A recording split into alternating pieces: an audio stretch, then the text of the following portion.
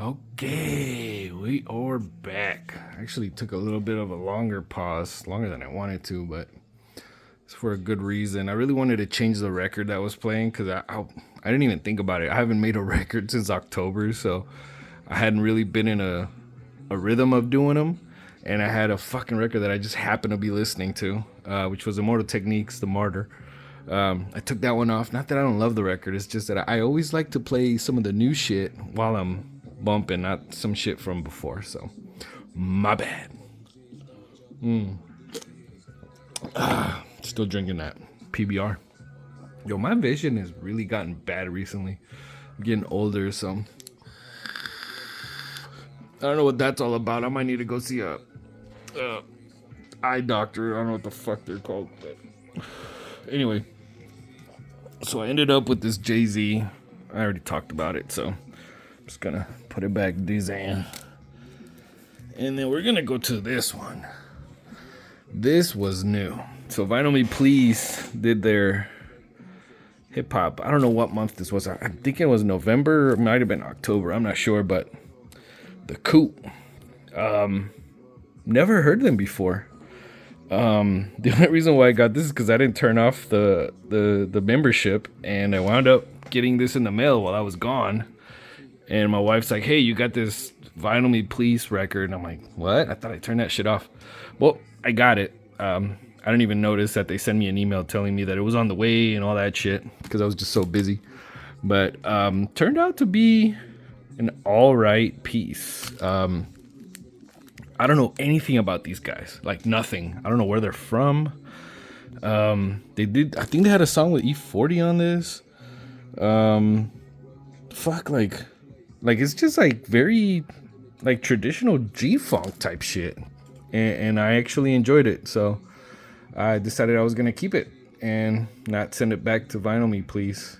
Tell them to give me my money back on some shit I didn't want. So yeah, good pickup. This was really an accident.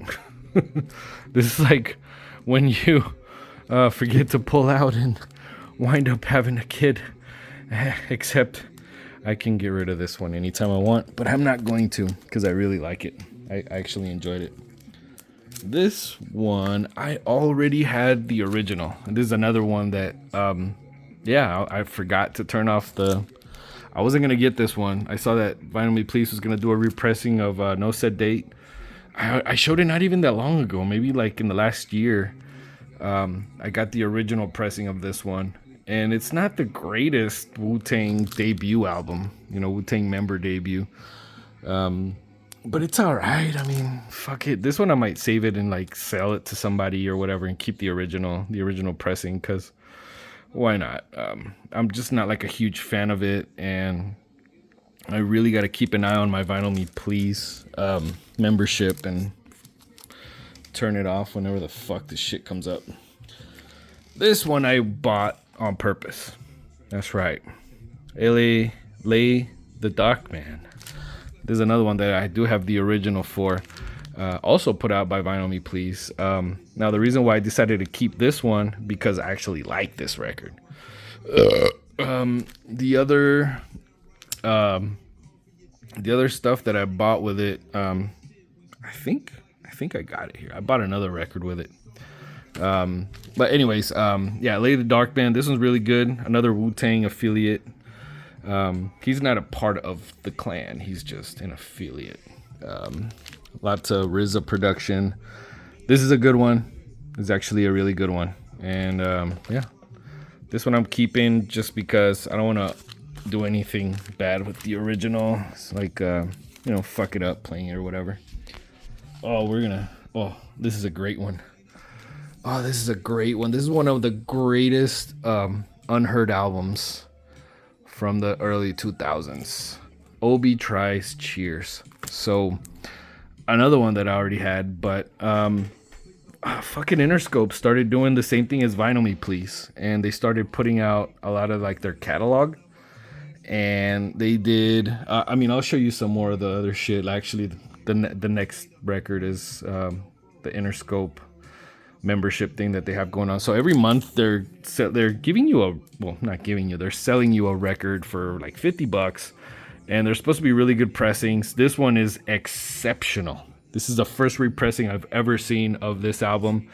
And the reason why I did have to go get it is because I don't want to fuck up the original. So whenever I want to listen to the album, I don't want to fuck the original up. Right? But this is great. This has got, some Dr. Dre production, some Eminem production.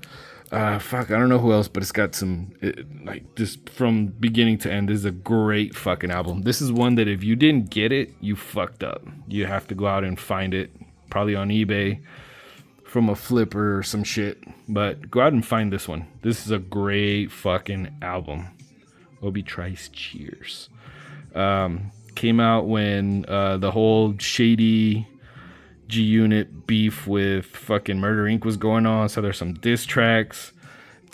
Just all around. Everything on this is top notch. Production, the quality of the pressing, if you look at it, it's very reflective and shit. You can almost see me and don't look at me. Don't look at me. Don't look at me, little puppy. Okay, this one. So Tupac's Eyez on Me. This bitch is heavy. All right, it's all 4 records, but they're all it's all picture disc. Let me show you this one. Now, I haven't put this one in a bag because I don't have a bag fucking thick enough to fit this monster. But it's a bit of a disappointment, and guess why? Look. Nothing. No art. Nothing. It's just whiteness. And then you look at the back. Oh shit, it's just whiteness. Just the little fucking label notes and all that shit. And that's it. That's all there is to this motherfucker. The cover art. So Interscope decided to do artsy versions of some of their greatest albums. And why? And let me tell you, this pitch was not cheap. When I ordered it, I expected to have vinyl art, anything, cover art, something, right? There's fucking nothing. It's just this, and the records are just picture discs with this on it. That's it. There's nothing. It says, look at this shit. This is the joke right here. This is why I think it's a fucking joke. Look what it says there. Reimagined by Ed Bushka, whatever the fuck his name is. Yo, you didn't reimagine shit, bro. You didn't reimagine anything. You didn't even imagine it. Because that's the cover art right there. You see that? That's the cover art. This is just the words, All Eyez on Me. It's the laziest fucking pressing I've ever spent money on. And I listened to it earlier today, and it actually sounds really good. I'm not gonna lie. The sound quality is right there. They nailed that, right? But $100 for this, bruh, you fucking pissed me off on that one. So, yeah, I'm just gonna. I don't know what I'm gonna do with that. I hope that bitch goes up in value and sells for a $2,000, because I might do that instead of keeping it. Because literally the regular repressings are better, right? Because you get all the perks of it, great sound quality and everything, except there's more to it. So we'll see. I don't know. It just irritated me that there's fucking nothing that goes with it. Bit of an insult, Interscope. But really, it's my fault because I'm a sucker. All Eyez on Me is literally my favorite album of all time, so I couldn't pass up on one of these pressings that turn out to be special, or supposed to be special. Okay, we're gonna move on because that's just gonna keep irritating me the more I look at it. LL Cool J's Phenomenon. It's got 4321. It's got a couple other songs that, Phenomenon is not bad, but I came across this record store, or this guy selling records out in Chicago, and I was literally record shopping, and it wasn't in my map, what's it called, the Google Maps or whatever, and I just stopped by, I grabbed it. I grabbed this and a couple other things, which I'm about to show you. And yeah, it's okay. I think this one was $15, but it's an original pressing. I don't know if they ever repressed this one. I don't know why they would. This is by far not his best album. It has 4321. That's the best track on this. All right. This is what you are hearing right now. Soul Assassins 3. This is one of those that fucking Soul Assassins put out like months and months and months ago. You know, out for pre-order, and then finally got it while I was gone. So it's actually really good. You know, I'm glad that they did a part 3, right? See, it's part 3. Fucking 30 years after the original part 2, and part 1 came out in the 90s. But all in all, it's actually really good. You know, DJ Muggs always does a good job with these productions, and yeah, I'm happy I got it. They're always pricey as fuck. That's the thing about Soul Assassins records. You know, they got to have that little stamp right there. Those are the ones that always gives them their worth.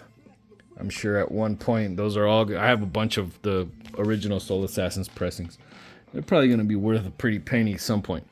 This I haven't even opened yet. This is a 7-inch version of this album, Chaos. I haven't even opened it yet. I really, because I forgot to. I literally listen to everything that I buy. I'm not one of those guys that just buy shit to keep it on the shelf and never open it. So this eventually I'm gonna open it. I've never listened to this album, but it's another one of those Soul Assassins releases that I like that one. So this one's a little weird though. They sent me an email telling me if I think it was copies 12, 13, 20, and 21 were fucked up. Something was wrong with them, and I have 13. So I don't know if I lucked out. I don't know if I won the lottery with it or whatever. But they said, well, is there anything wrong with it? And I was like, no, nothing's wrong with it. Do you wish to exchange it? I'm like, I don't care. I don't care what's wrong with it. Like, I guess what's wrong is the numbering. I guess number 12, 13, 20, and 21 were used twice. So there's 2 number 13s. And there's 2 number 12s, 2 number 20s, 2 number 21s. Whatever. I don't care. Not a big deal to me. If the shit plays and the fact that it's one of those fucked up copies later on gives it even more value, like to some of these collectors, I might do something with it other than keep it. But if it's a really good, like I said, I haven't listened to it yet. So if it's really good, I'm just going to keep it. I've not listened to that one. I normally don't go out and test records out before I buy them. I just buy them blind because that's the fun of fucking buying music, okay? All right. This one's actually a great fucking pickup. This is an OG endangered species from Big Pun. I got this one from the same guy that was selling records out in Chicago that I got that El Cool J from. And I mean, his shit, he had some good shit. The only problem was that I already had a lot of it. Like I remember he had the pay the cost to be the boss for like $40, and I was like, bro, you need to hike the price up on this one. And yeah, I was just trying to give him advice. I was like, bro, that one goes for like hundreds of dollars. Get it for like $40. But I would have bought it, but I already have it. I wasn't really ready to spend money on some other shit. I would have bought like a repressing for like 30, you know, just I don't know. I feel weird about always playing original pressings. But anyways, this is actually good. This is like a mix of greatest hits, features, and yeah, greatest hits, features, and like a couple of unreleased tracks, but it's more like a greatest hits. This is one that if you don't have any Big Pun records, get this one. This is one you want, and I think it's a little rare. I've never came across it, so I'm glad I did. I really enjoyed it. Listened to it a couple days ago. And last but not least, what did I say, right? We don't pass up on OGs around this motherfucker. So this is an original pressing of Tupac's greatest hits, which I listened to earlier today because I finally got around to it. And that's about it. I mean, it's Tupac shit. Like, you've heard it. You know what I mean? Like, there's nothing here you haven't heard. I don't know. I always skip the songs, like the sad songs, like I Ain't Mad at Ya and Unconditional Love, because I'm not like lovey-dovey type. Like, I do love those songs. It's just that I don't like listening to emotional music when I'm not feeling emotional. You know what I'm saying? It's just not me. But all in all, this is part of the Death Row collection. This is a big one for me because I never thought I was ever going to get my hands on an OG. I do have one of the repressings. I'm pretty sure I put it in one of the videos. There's no way I didn't. But yeah, that's all of my pickups.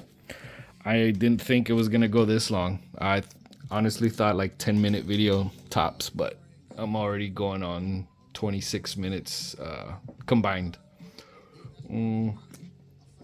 But yeah, we'll see how the next one goes. I don't know when I'm gonna make another video, so that's why I wanted to get this one out the way today. Make sure that you guys know what's going on with me, and without giving too much details.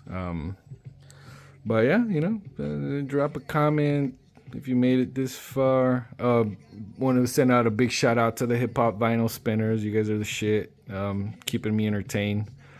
And yeah, hopefully I'm gonna go look at some more record stores out in Chicago when I get back next week.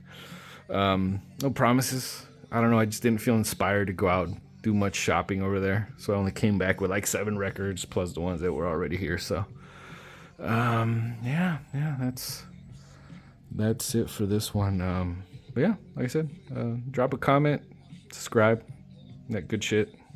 If not, then whatever. Peace out.